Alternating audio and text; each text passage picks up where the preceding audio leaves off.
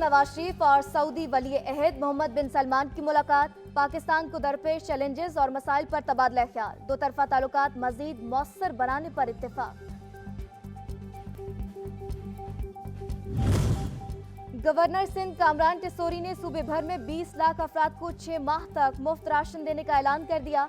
कराची में शहरी इज्तिमा से खिताब में कहा, 500 अफराद की रजाकार फोर्स को टास्क सौंप दिया। यकीनी बनाया जाएगा कि कोई भूखा न सोए।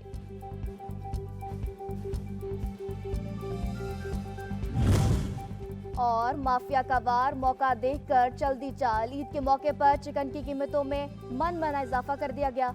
जिंदा मुर्गी का रेट 385 से बढ़ाकर 420 कर दिया।